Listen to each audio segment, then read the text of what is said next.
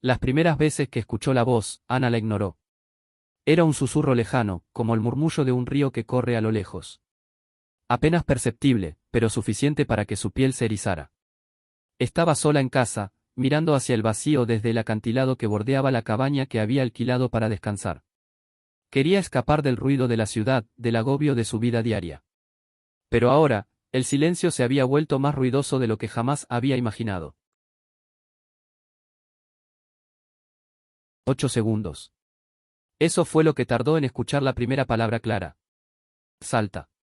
Era un mandato. No una súplica, no una sugerencia. Una orden que se deslizó en su mente con la suavidad de una brisa, pero con el peso de 1000 tormentas. Miró hacia abajo, hacia el abismo, donde el océano.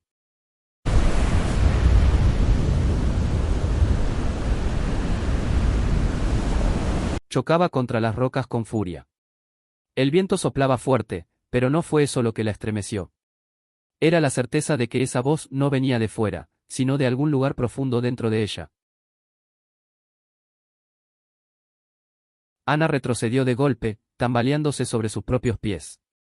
Su corazón latía como si quisiera escapar de su pecho, y un frío insoportable le recorrió la columna vertebral. ¿Qué demonios es esto?, murmuró para sí misma, pero no hubo respuesta. Solo el eco de sus palabras, y el interminable rugir de las olas abajo.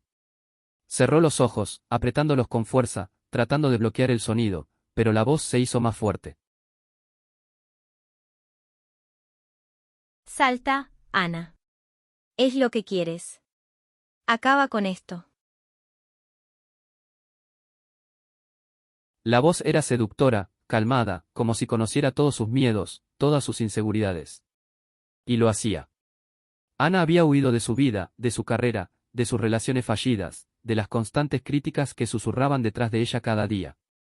Se había dicho a sí misma que el viaje a la cabaña era para reconectarse, pero la verdad era que no sabía quién era ya. Había perdido el rumbo. Y ahora, esa voz, esa maldita voz, le ofrecía una solución rápida, definitiva. Durante días, Ana trató de ignorarla. Se encerró en la cabaña, manteniéndose ocupada con libros y caminatas cortas. Pero la voz siempre estaba ahí, al acecho. En las noches, en los momentos de silencio, volvía, más insistente, más demandante. La noche del tercer día fue la peor. La voz no se detuvo, hablándole sin cesar. No podía dormir, no podía pensar en otra cosa. El abismo la llamaba, como un imán, y Ana estaba a punto de ceder. Finalmente, al borde de la desesperación, Ana decidió enfrentarlo. Era mejor saber que era esa voz, que quería de ella, que seguir escapando. Se paró de nuevo al borde del acantilado, esta vez con las piernas firmes, sin retroceder. Está bien, susurró. Si quieres que salte, entonces lo haré. Pero si esto es lo que quieres, primero tendrás que mostrarme por qué.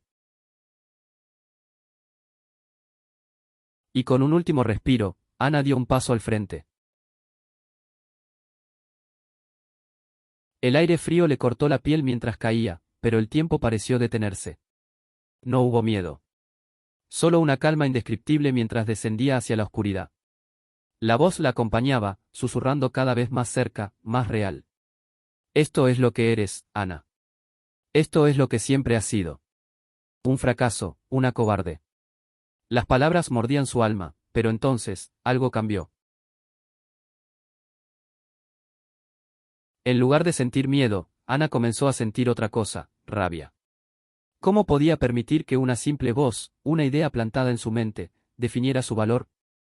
En el fondo del abismo, justo antes de estrellarse contra las rocas, comprendió que no era la voz quien la estaba llamando, era ella misma. Esa parte de su mente que había internalizado cada crítica, cada rechazo, cada fracaso. Y el eco de su voz resonó por todo el abismo. El vacío la escuchaba. Y entonces, en el último segundo, justo cuando el impacto parecía inevitable, algo en su interior cambió. En lugar de caer, sintió que su cuerpo flotaba. Ya no era una víctima de la voz. Ya no era una espectadora de su propia vida. Ana era la dueña de su destino. Con un grito de pura voluntad, Ana se elevó desde el fondo del abismo, impulsada por una fuerza que nunca supo que tenía. Volvió a estar de pie al borde del acantilado, jadeando, pero viva. Más viva que nunca. La voz había desaparecido. En su lugar, quedó un profundo silencio, uno que no la atormentaba, sino que la llenaba de paz. Ana miró hacia el horizonte, hacia el océano interminable, y comprendió algo crucial. No era la voz la que le había mostrado el abismo. Era su miedo, su inseguridad, su falta de amor propio. Y al enfrentarse a ello, había encontrado su verdadera fuerza. Se dio cuenta de que el valor no era la ausencia de miedo, sino la capacidad de enfrentarlo, de mirarlo a los ojos y seguir adelante. Ana dejó la cabaña al día siguiente. Ya no necesitaba huir de su vida, porque había comprendido algo esencial: el verdadero poder no reside en escapar de nuestros demonios, sino en enfrentarlos. La vida siempre nos mostrará abismos, pero la decisión de saltar o volar está en nuestras manos. A veces, el abismo más profundo no está bajo nuestros pies, sino dentro de nosotros. Y solo al enfrentarlo, descubrimos que lo que nos hundía también puede hacernos volar. Dale me gusta, suscríbete, síguenos y comenta.